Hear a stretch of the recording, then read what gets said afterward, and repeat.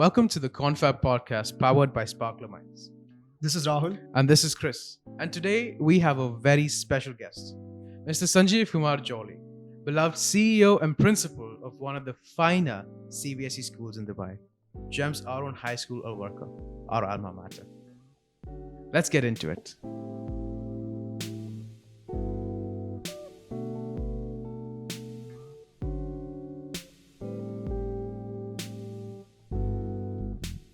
Today we are here with the CEO and the principal, Sanjeev sir. Firstly, sir, on behalf of the entire team, we would like to thank you for taking your time and being here to inaugurate this platform. Thank you very much, sir. Thank you very much. It's a pleasure being here with you guys. Thank you so much, sir. Thank you, sir. So would you like to say a few words before we begin? Yes, first of all, I would like to congratulate the whole team, your organization who's starting this beautiful journey of sharing information with the world outside the four walls. I think there's lots to share and lots to learn from each other. And your initiative to share so that people can get inspired as well as learn from one another is the best thing to happen in the world. And I think you're on the right track. So I wish you the very best to your company, to you as individuals, so that we all together can take the first steps in the world to share, to learn from each other and move forward in life. Thank you so much, sir. Thank you very much. So as you know, we started this podcast so that each person that listens can gain practical knowledge and understanding on how to stay ahead of the times. So today we're going to be talking a little bit about the future of classrooms. So Rahul? Yeah, so virtual classroom, this has been in 2015 itself, this was a multi-million-dollar industry. Today, it's $243 billion industry. What do you think about this, Chris? Or how do you think our classrooms are going to look like in our own? I'm not sure, but as our school song says, we need to know what our classrooms and sports fields look like. And who better to tell us that than the principal himself? See, the world is changing very fast. What we were expecting to learn in the next 5 years, we learned it in the last 3 months. So fast, the whole world changed. No one knew that the world, the education world, will be, transformed in such a short time. Today, we are seeing blended models of learning. The blended model of learning is a child who's coming to school face to face not just learns from the teacher directly, but his learning is also amalgamated with the digital world of today. So the child learns from what is available around the child in terms of technology. The child learns from the internet. The child learns from sources from the internet. The child learns from digital devices which are available to promote educational practices. So we've all heard about the new world where there's 7-dimensional education happening, where a child sitting at home can also learn from the teacher through the digital devices. So today what's happening is that the classroom has grown bigger in size. The classroom is no more the physical classroom of the school. The classroom now has become the classroom in the school, the classroom in the house itself, and the classroom in the open world. So all these 3 classrooms today have joined hands together. Previously, a child used to learn by coming physically to a building where there were teachers and sharing information and making the child develop skills. But today the child has got an opportunity to learn in the same manner, no doubt, but enhance his or her education through what is available outside these 4 walls. And that this child can access sitting at the comfort of one's house. A child can learn sitting in a coffee shop. A child can learn sitting wherever the child wants, provided the child is able to access information from a distant source. And that is a new world opened to a child, and that gives the opportunity to change the model of the classroom. Because no more the teacher is the only source of information. So the information is available all around you. The information is available in different modes around you. So the mode where the physical teacher was sharing information has now become very different. You can learn from a device, and that device could be a device like an Alexa device, a device like augmented learning device, a device like virtual reality device. So the devices of tomorrow have become the devices of today. And that's where the change has happened. Wow. And actually, to add to the point, actually, recently, if you have seen in 2019 itself, CBSE has a Digital India campaign. Now you can literally, open that phone app and you can look at the physics textbook and you can literally see that thing coming to life. How amazing is that? Wow. Yeah, we have only seen black and white textbooks. Now the future of tomorrow, we're going to see coming The into life. CBSE is changing very fast. I mean, many people in the world don't know how fast the CBSE itself is changing, and they are now ahead of times. And whatever you can think of in terms of the changing world of education, CBSE is on it. CBSE has given the opportunity to children now to learn not only from the textbooks but from the digital resources as well. Now, the laboratory work is not only happening in the school, there are digital platforms which can simulate the entire practical in digital form, where it's safe, secure, and the child is actually not handling chemicals and equipment, but is understanding how the equipment works digitally. So there is a lot of benefit because the child can see what's happening, learn from what's happening without actually being a part of it physically. So that's another kind of learning that's taking place. And when the child wants, the child can go on a physical mode and try to simulate, try to learn, try to replicate, and try to experiment. But this wasn't available a few years ago. And there are lots of digital platforms available in India and outside India. And CBSE is guiding children to what is available in the world. First, CBSE was only worried about what's happening in India. Yeah. Now, CBSE is providing the opportunity to link to the world. There is so much of professional development happening for teachers, for principals, for parents, that everyone can learn fast and also connect with what's happening outside India. So India is leading the world, connecting the parents, students and teachers in a way that everyone can learn fast, everyone can learn from what is available outside India as well as in India, and there's a lot of development taking place in India.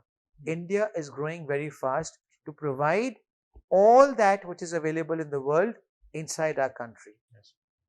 So actually, I was very curious about the laboratory labs. So we just wanted to know, like, you've answered the question, sir, but like understanding how to take chemicals and perform experiments. That was one of the best things we've ever had. Yes. And so giving that on a digital platform is truly amazing. Yeah. So, but other than that, sir, how would you say, like, I believe marketing and all are vocational skills, right, sir? They're See, at the vocational moment, subjects. the CBSE has come up by saying that we have skill subjects. Now, this is a new dimension by CBSE bringing into education. Today, they are saying marketing is a skill subject. Tomorrow, slowly, this will become a part of the main subject platform. Uh, because the CBSE does not want to change drastically at one go, they are doing it step by step.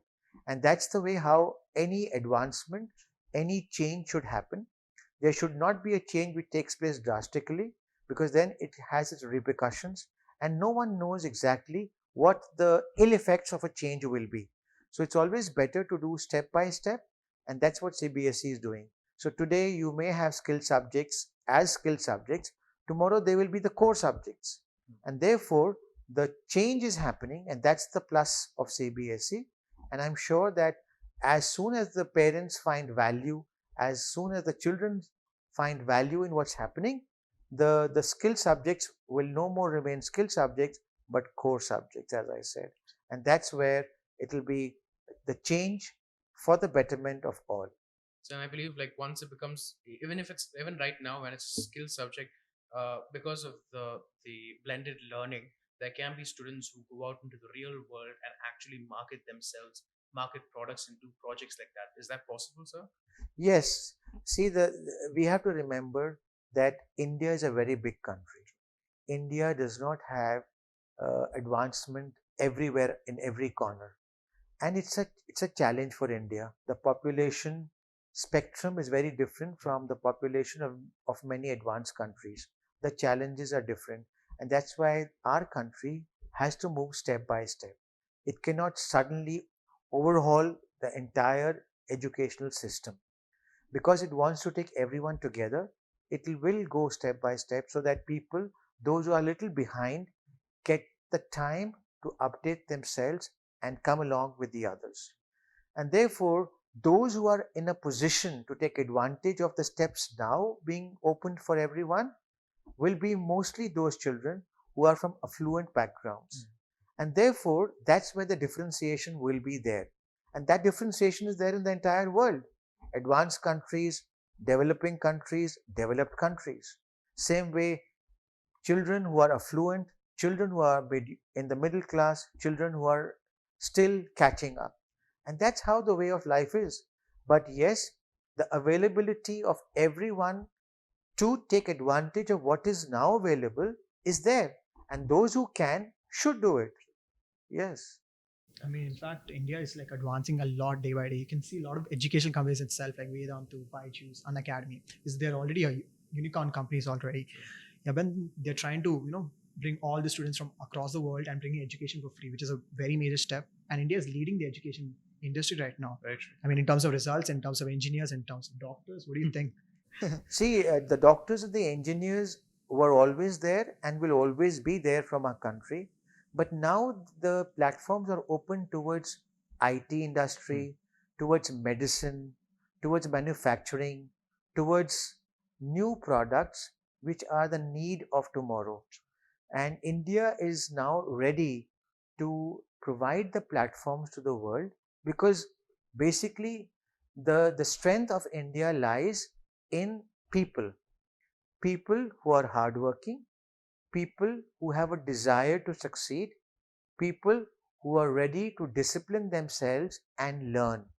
And that's the advantage of India's strength. People of India are humble. People of India have a background of working hard and also sharing their good practices. The more you share, the more you learn. And Indian students are having the skill set which is required to become the student of tomorrow. And that is the strength which Indian students carry. And that is the reason why Indian students can settle any part of the world and compete with others. They have the basic skill set with them. And that's the strength of Indian students. So I just two more questions, sir, about the topic. So one is, do you think so if this blended the blended classrooms, if it becomes a success in the near future, do you think it would continue for a while in our schools at least? The question to whether it will continue or not, I would say that it has already started and it's not going to go back. We are only moving forward. What will happen is that this process will not only continue, this process will be upgraded. So what will happen is that blended learning has already become the new normal. Blended learning is the way forward. We used to think it's the way forward, but now it's become the way. So we are not going back anyway. We are only taking this further and trying to understand what else can we add to this new normal to become the normal of tomorrow. So it's only going to be augmented with more and more technology, more and more platforms, more and more innovation, more and more opportunity for children to be in school, outside school, and the school is going to grow. And that's where it is. So the new normal which we call today is going to become the normal and not the new normal anymore. So that's how the schools are. The schools have changed and they change for the better, and they are only going to get better and better. And this change will not be reversed. That is for sure. And let's talk about the sports fields. How are you going to take them online? Because that is something that students are looking forward Very true. at our own. Yes, at the moment, looking at the protocols and the social distancing norms, sports may be a little on a quieter side. But said that, we have to be very careful in whether full 100% face to face and body to body sports will be allowed in times to come. The sports which do not require such kind of an interaction will continue. For example, if a child wants to learn about chess, he can still do it. I mean, there is no body to body contact in it. But a game like football, where there's a body to body contact, we have to be careful. So, therefore, we will have to live with the transitional time, and we will have to give some time to everyone to come back to the normal self. And the situation has to be seen how it develops over a period of time. But sports as a faculty, some sports will still be available, and some sports which involve more human beings, physical contact, they will take a little backseat for the time being, but they will happen in their own way. For example, if you talk of IPL, a cricket tournament, it can still go on. Maybe the audience will not be physically there. It may be remotely watching IPL, and the IPL can still go on. And that's how sports will take a different kind of audience, and but sports will go on, and maybe, who knows, with the new world, new kind of sports get developed. We don't know. The tomorrow is very different. The change which has come up in the last 1 year, we don't know what changes will come up in the next 5 years. There will be things which will come up which we never heard of, and that's where innovation, creative thinking will play a very important part. And I think the world of today wants to create, wants to innovate, and that's what's happening, what we see around. So the world of tomorrow is anyone's guess. Any questions? I wanted to add to the point, IPL, right? I was just reading an article yesterday night that now they're selling tickets virtually. Means you can literally put your virtual glasses on, sit in the stadium and like interact with the audience, because IPL is all about throwing flags, having food. I mean, it's really amazing. Yeah. Right. So one last final thing about schools, sir. So there's going to be a majority of our listeners, a majority of us especially. We were all part of the Indian system, the CBSE system, and there's a stigma around the Indian system saying marks is the most important thing. So, but we know for a fact that you've told us many times, don't look at marks, look at how you are developing as yourself. So could you explain that, sir? Because Yeah. if it comes from a principle, you know for a fact it's true. A lot of See, people. I'll be honest to you. At every level of one's life, there is a margin, and there is an end line and a starting line. So, for a student of a school, his finish line is grade 12 and his starting line is college. Now, to cross this barrier, a child has to do the best one can at the finish line. So, in our Indian systems, we've been stuck with this, that a child has to get a high percentage. The reason being, the starting line of a college starts with that. You see, if the starting line of a college becomes different altogether, then the finish line of the school will become different. It's as simple as that. So, as long as the colleges do not ask for percentages, the children will not aim for percentages. Right. That's where the change has to come in. The change has to come from the top rather than the change coming from the bottom. Because if a college says, I want a child who has the following skills, then why will the child ape for marks? There is no need for the child to say, I want 99%, because that's not the requirement of tomorrow. So, therefore, my request to all senior educational professionals is that bring in this change in the college. Now, if you see, it's already started happening. There are colleges which would say, I don't want a child who's 98%. I want a child who's maybe 80%, maybe 70%, but the child should have the following skills. I'm sure the children of our school who are from a CBSE background, let's take for an example, we talk of a child who's done robotics, right? Or a child who's done F1, or a child who's gone for MUN, simulations, MUN, Model United Nations organization platforms, who's done well there. Now, what is the standing of this child compared to a child who only had 99% in books? The world of tomorrow says the child, if he's come with 80% and who's done robotics, who's done F1, who's done MUN, who's done something else along with his studies, is the child I want. So there are colleges which are changing, and that's where this change needs to come a little faster, a little stronger, so that the children of today stop aiming for marks, you see, and that's what the requirement is. And if we look at what I would suggest to my children is that if you've done well in your life in terms of a respectable score and you've gained the skills of life, then you are at the right place at the right time. Because the world of tomorrow does not need marks. What it needs is a strong skill set. And what is this skill set? This skill set is passion. This skill set is creative thinking. This skill set is hard work. This skill set is resilience. This skill set is when I fall down, I don't cry, but I get up and try again. This skill set is respect. This skill set is faith and trust. This skill set is goal setting.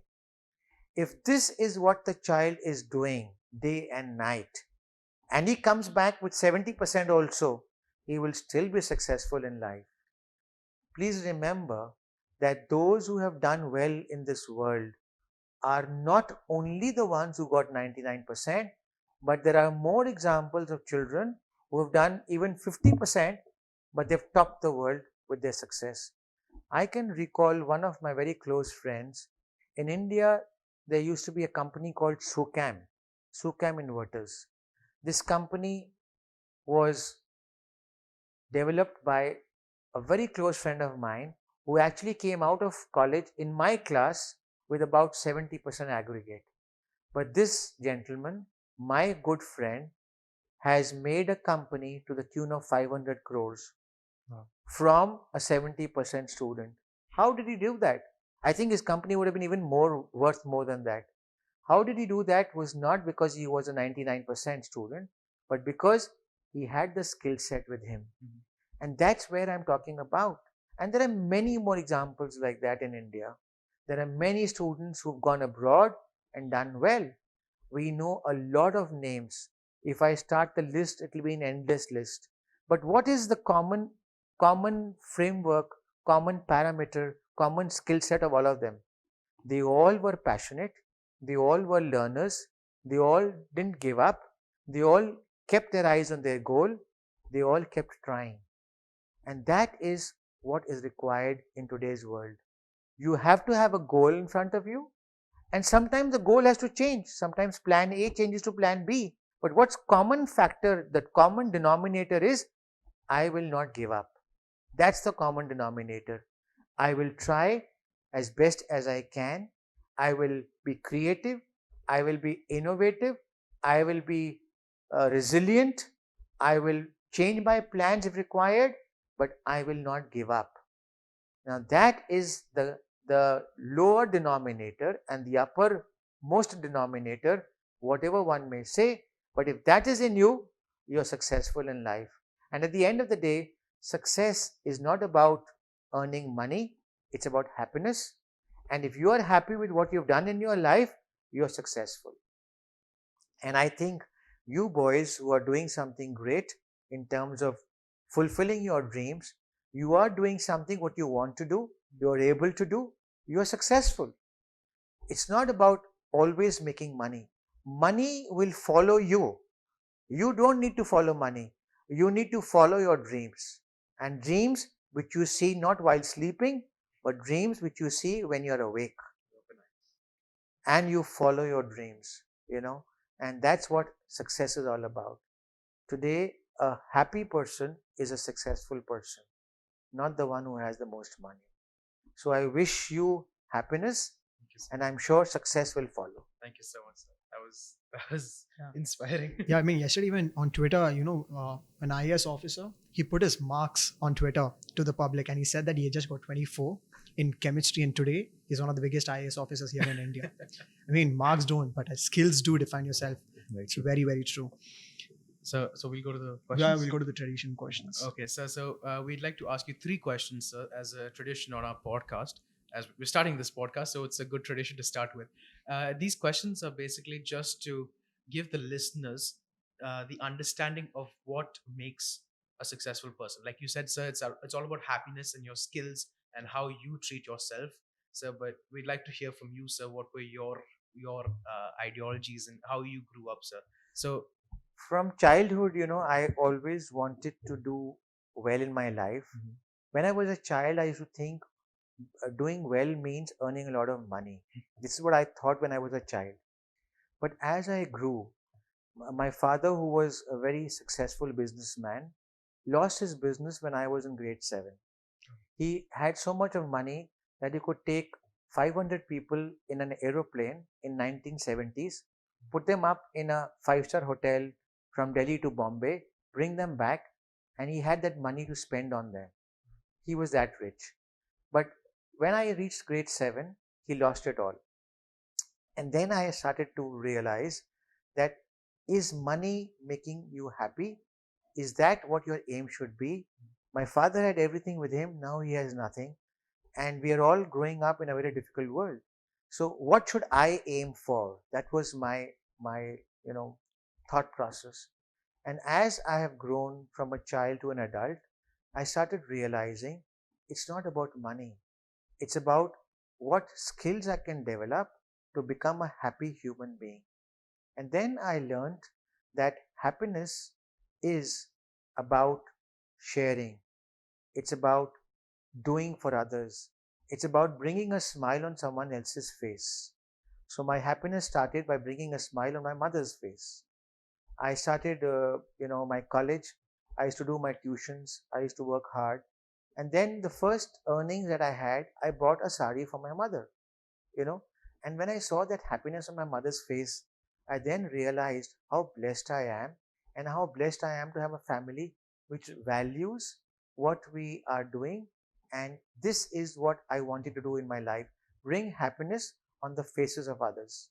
And that can be brought not only with money, but with your efforts by giving time to people, by sitting with them, listening to them sometimes, by doing something for them, by involving others to do something for them.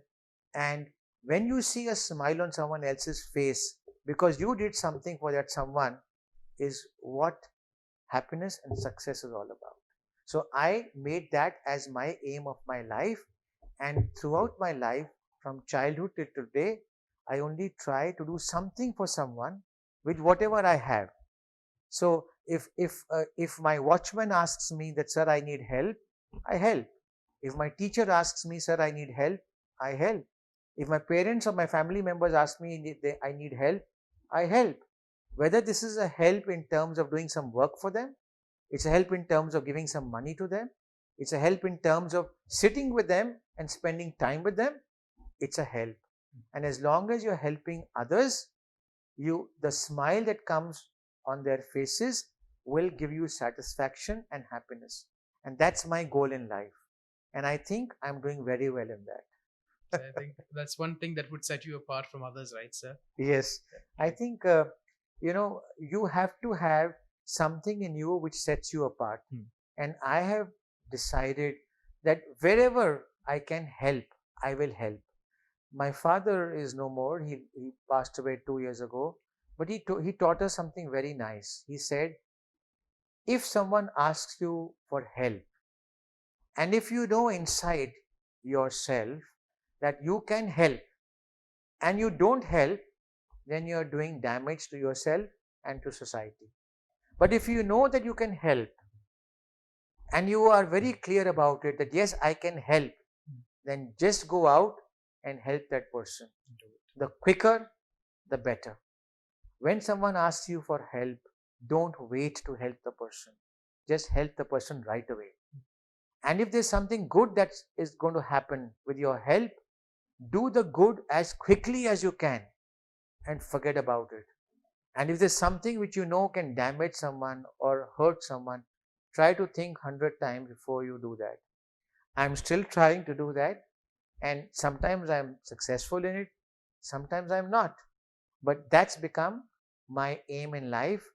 Do good to others as quickly as you can and try to remain away with something which can hurt others. Like even saying something harsh to someone, you must try to avoid it.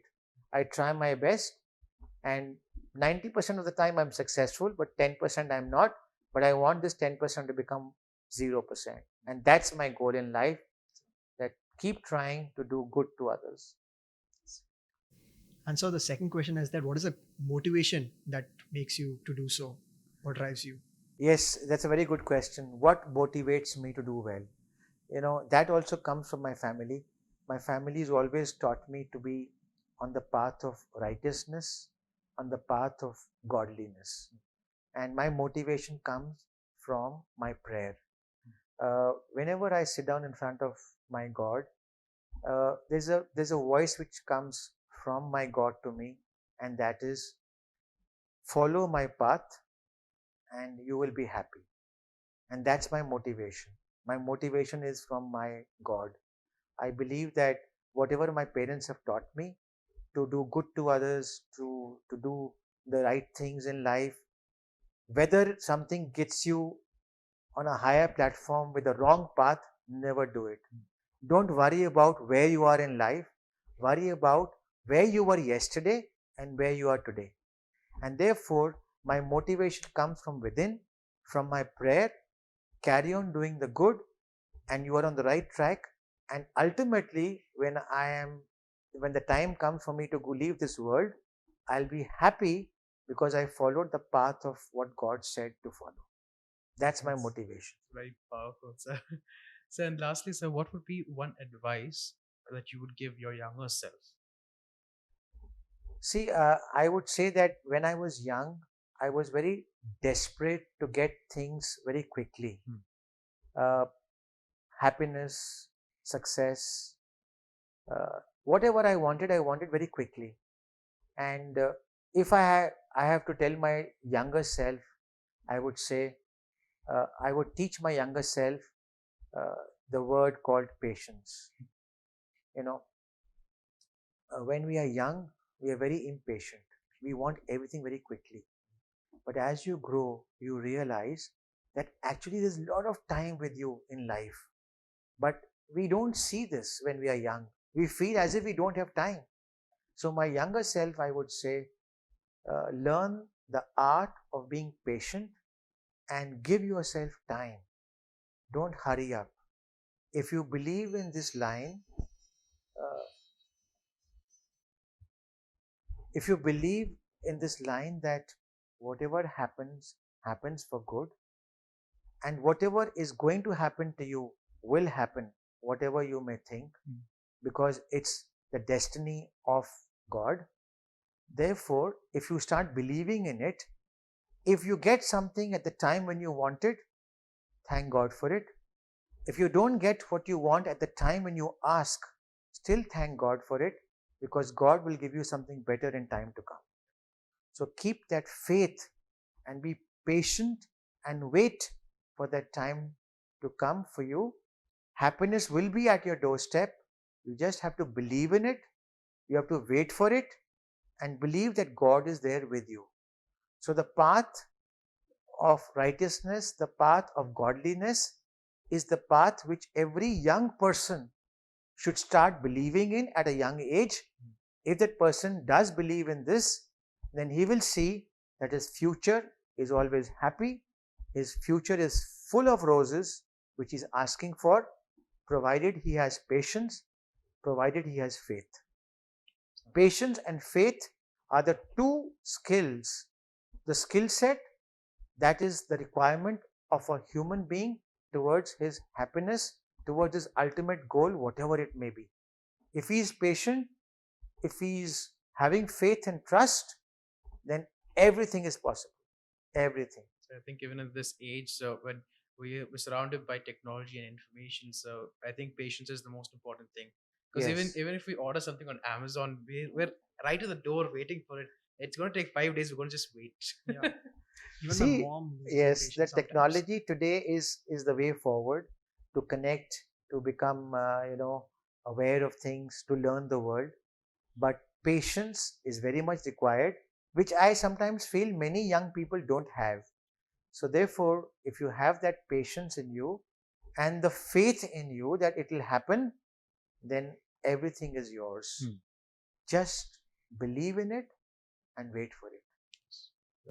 Just adding to the point, even sometimes, even parents and teachers get impatient. Like, where are the marks? Where are the marks? I mean, yeah. I fully Very true. agree with you. We really lose our patience many a times. But as you grow older, you will realize that wisdom that comes to you is in these two forms. The wisdom that comes to you is you have a lot of time with you. Why did you hurry up? And when you believe, if you believed in is going to happen to you, it will happen to you. Don't lose that faith and trust in the Almighty.